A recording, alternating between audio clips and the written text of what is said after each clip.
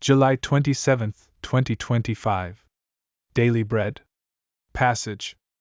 1 Chronicles chapter 14 verse 1 to 17. Key verse. Verse 2. Title: God establishes David and his kingdom. And Hiram king of Tyre sent messengers to David, and cedar trees, also masons and carpenters to build a house for him. And David knew that the Lord had established him as king over Israel, and that his kingdom was highly exalted for the sake of his people Israel. And David took more wives in Jerusalem, and David fathered more sons and daughters. These are the names of the children born to him in Jerusalem: Shammua, Shobab, Nathan, Solomon, Ibhar, Elishua, Elplit, Noga, Nepheg, Japhia, Elishama, Biliada, and Eliphalet. When the Philistines heard that David had been anointed king over all Israel, all the Philistines went up to search for David. But David heard of it, and went out against them. Now the Philistines had come, and made a raid in the valley of Rephaim. And David inquired of God, "Shall I go up against the Philistines?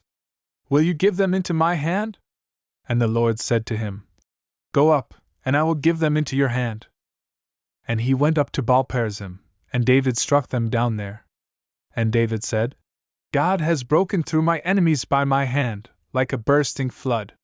Therefore the name of that place is called Baal Perazim. And they left their gods there, and David gave command, and they were burned. And the Philistines yet again made a raid in the valley. And when David again inquired of God, God said to him, "You shall not go up after them, go around and come against them opposite the balsam trees. And when you hear the sound of marching in the tops of the balsam trees, then go out to battle, for God has gone out before you to strike down the army of the Philistines." And David did as God commanded him, and they struck down the Philistine army from Gibeon to Gezer. And the fame of David went out into all lands, and the Lord brought the fear of him upon all nations. Daily Bread Message. David knew that God called him and established him firmly as king over Israel. He also recognized that God exalted David's kingdom so that David could be a channel of God's blessing to his people. In Jerusalem, God increased David's offspring along with his kingdom. As God worked powerfully in David's life and kingdom, the devil also got to work. The Philistines came to attack David, who prayed to God and followed God's strategy. God blessed David's humble dependence on God and gave him victories. At the Battle of Baal Perazim, David defeated the Philistines with a crushing force. At the first victory, David was still humble and wise enough to wait on God before the second battle. David was always victorious because he always sought and obeyed God. This time, God directed David differently, even though he was against the same enemy. He was to wait for God's sign in front of the poplar trees.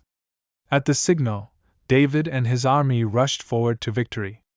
David obeyed God and defeated the enemy again. In spiritual warfare, we are to follow the guidance of the Holy Spirit. Prayer.